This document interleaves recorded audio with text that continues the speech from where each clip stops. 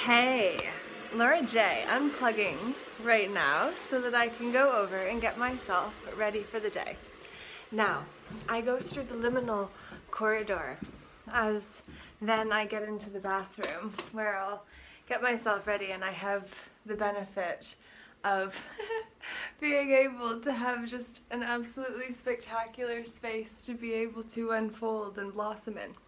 My grandparents, the space that's always been where I had a sense of home, you know? So it's pretty miraculous that way. And basically, why I'm creating this message and kind of figuring out what I'm going to do with myself in the same moment as I talk to you now is that I used to volunteer for Why Not Youth Center in Brantford, but I'm an alternative chick that was going through quite a difficult time, and I smoked weed and kind of visited the local watering hole that was close to that place too, and I saw one of the other students, or the like 18-year-olds that was from there, come over into the location that I call the watering hole. And so I think that probably got out, but ultimately I was asked not to be a mentor with Why Not. And I've never really publicly talked about it because I had a lot of shame and embarrassment, and it's just like, I can't even volunteer? Like, you know what I mean? You get those feelings and judgments about yourself then. And so that happened, and then I decided to just get over it.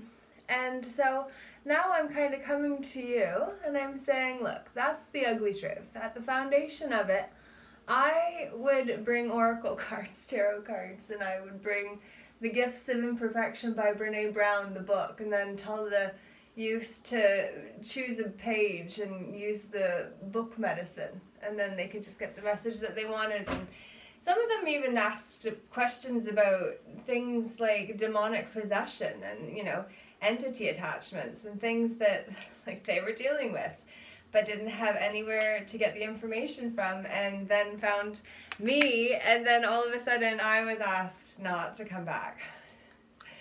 And I was kind of just like starting to feel super awesome because I was wanting to run some programming there too, to be able to share this information with the youth. And at first they were on board, and then it was like, no, too alternative, can't do it. And it wasn't Christian, which that actually is a Christian organization at the foundation. They started out reading the Bible underneath of trees in the park, and then they expanded and then started some entrepreneurial endeavors to give youth opportunities to productively engage themselves, employ themselves, and be able to get skills that they could actually use to advance themselves. So it was all really done with good intention. And I'm grateful that I discovered it. And then, you know, even like the first night that I was there, they needed help in the kitchen. And so it was like suddenly I was making like craft dinner for 60, I think it was, or, you know, hot dogs or lasagna, or like they had so many different things. I can't remember what the first meal was, but I just remember having to do it in bulk quantity and like, holy crap, like, whoa, all right, wait a minute.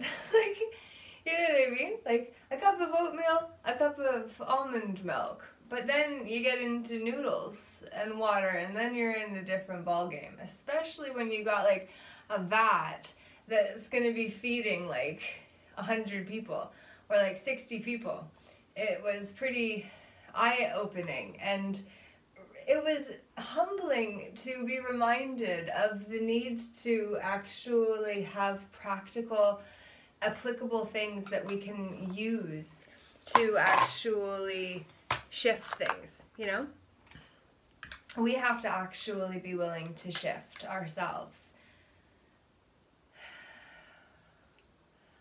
We have to be willing to shift ourselves.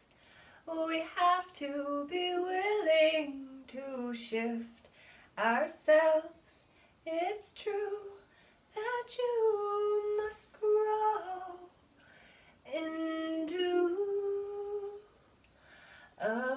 version of you that you have never been before now. It is time for you to understand who you are, who you came here to be. It's true, it's to be seen. You are to bring it in. It's your chance to do what you came here to do. It's time for you to decide how you will show up for the war. It's here, the territory being fought for is your soul, your body and your mind. Please understand you have a chance to equip yourself. You can gain access to a team who wants to help you uplevel yourself. And that's what Peaceful Inner Warriors United do. Sometimes we'll sing together, sometimes we will decree, sometimes we'll pray or stand or dance, and sometimes we will do handstands where we'll invert ourselves so we can experience the balance required to hold ourselves up. Even when things get difficult, it is true that you are the one you've been waiting for. Yes, you are. Yes, you are the one that you've been waiting for. It's true, I know that you don't know how powerful you are. How could you? You have never seen who you could be until you have. Till you've dreamed it up and tapped into the highest image you have access to. I am that I am through the man who embodied the crown of the corona that's chasing Yeshua.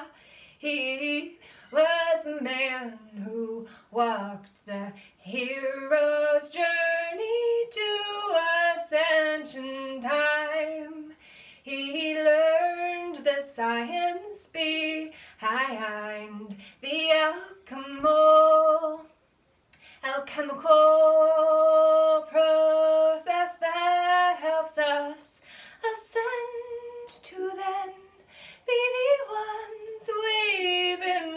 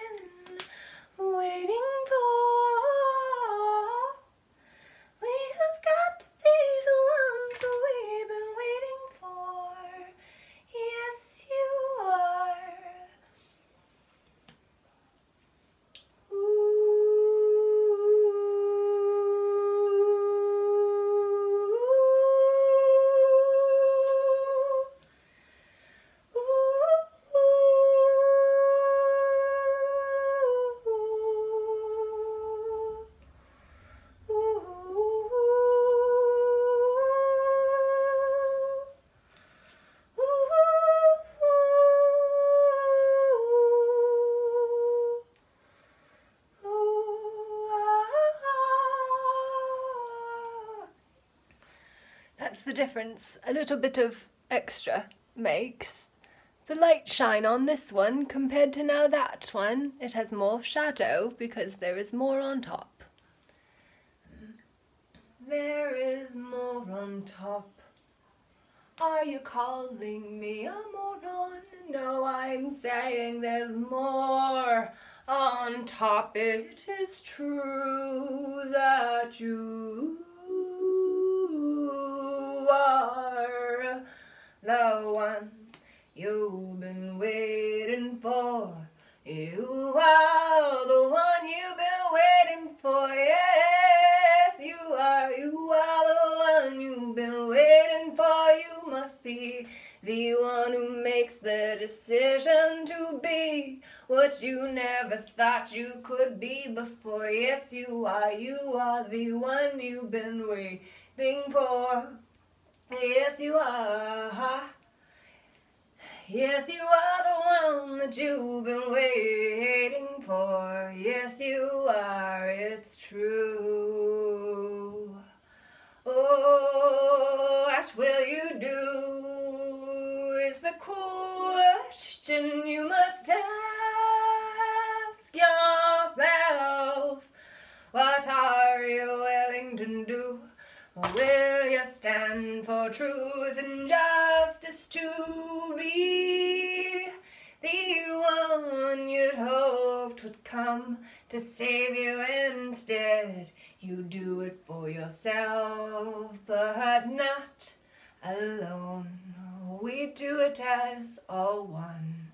That's when we bring love into the picture to expose the lies we've been all deceived by with the not see plan. Don't you know that you are the one who chooses to see, not because it's convenient, but because it is necessary, and to whomever much is given, much is required.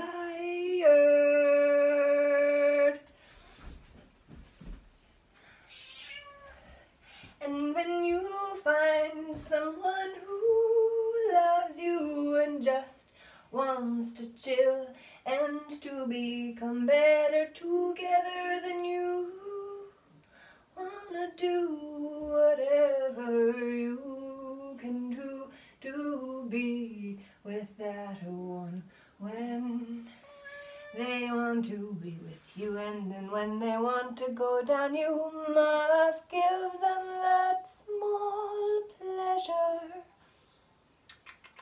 I say thank you, I love you, Julius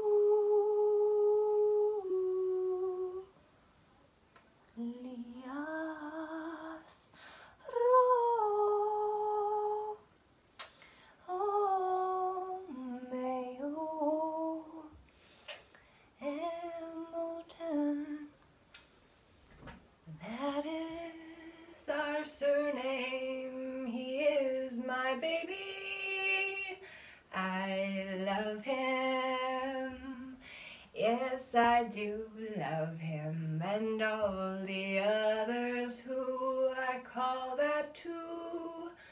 It is not one I throw around, and yet if I've ever used it with you, it's because I think you are wonderful, and because we've all got a baby inside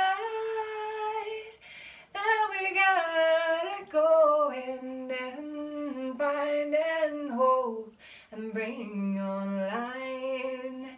It is time to know that each of us have a baby inside, a little us, the soul inside that's just innocent, like that beautiful little one that I look forward to holding 1 year after he arrived. Ethan James, I look forward to meeting you this weekend. When you come, I'm excited. And Alexander, Richard too. I'm excited to see you. Auntie Lala loves you. They don't call me that, but I wish that they would. I'm a little cray-cray, and that's okay, because I think that it helps you be able to be yourself true. Lie too. Do you ever think about the meaning between the words underneath them? What do you say?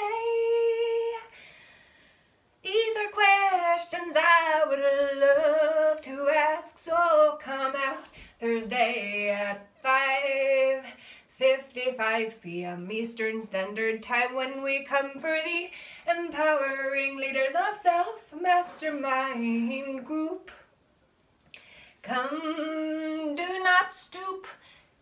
That's below who and whose we are. As children of God, the one grand overall designer that we all come from and go back to.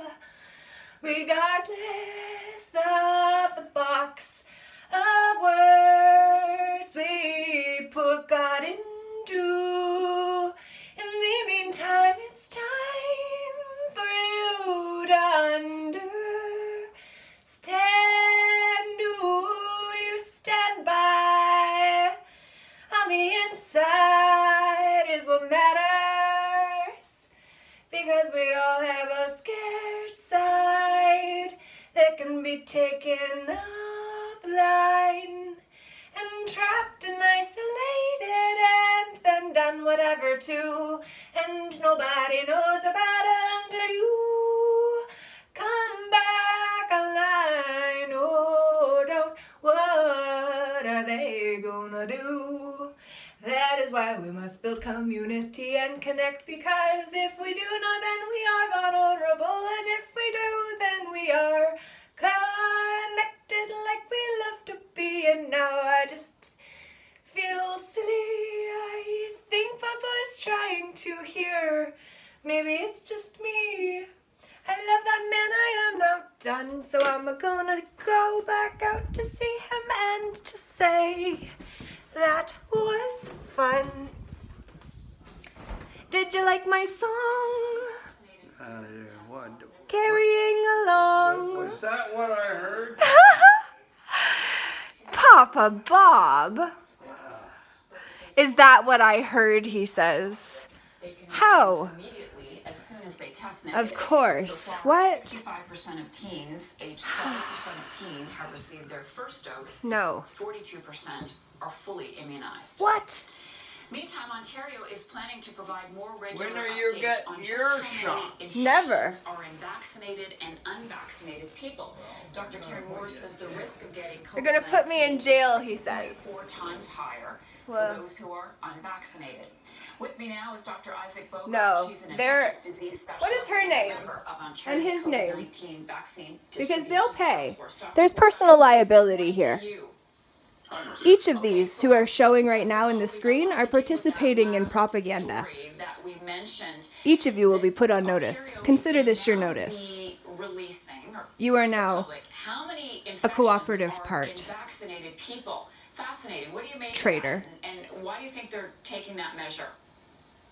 I think it's very important information, and it really helps the general public contextualize the epidemic. I mean, I want to it's know fair who to this say guy is that before I all go. the data to date demonstrates that these vaccines are safe and Dr. extremely Isaac effective in preventing COVID-19.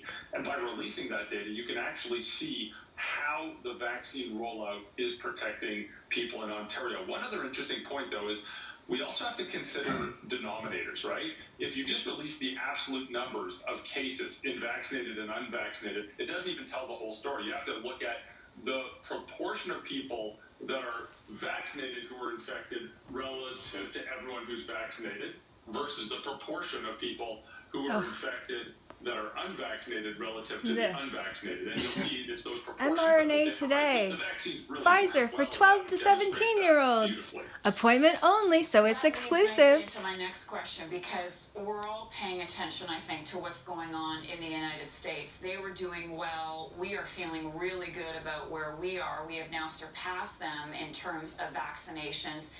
But when we see that new mandate come out from the CDC for vaccinated people, many people are wondering, Dr. Bogach, is the U.S. where Canada could be in a couple of months? Is there a lesson here for us to learn? Yeah, we certainly have to look at other countries, and there's no reason to make the same mistakes that other places have made. I mean, we can learn a lot from places like the United States, the UK, a few other European settings, Israel. These are places that are quite highly vaccinated and usually a month or two ahead of us. I think with this mask mandate or reinstating masks, it's important to note a couple of things. One is that we know that vaccines work really well, but even in the original clinical trials, we know that they're not perfect. Now, the vaccines are truly In the clinical trials? We need global equity in vaccine distribution, but they're not perfect. And if you're in an area with high transmission, and they're very clear what those areas are, it's at the county level. Even if you're vaccinated, of course they're not perfect. You can still get this infection. You can Trials still get sick, are you can still ongoing transmit until this infection, but the risk of 2023. that is much lower. You who take this thing are the guinea pigs. I don't try to rub it in his face because he doesn't like it. They all just think I'm crazy, which is frustrating, but sometimes that's what genius can feel like. Just kidding. I have to make the most of it. I gotta make the most of it, but I'm gonna say that BS in there just irritates me until then I say I got no power down there, so I will release it and go back up to the place where I normally live.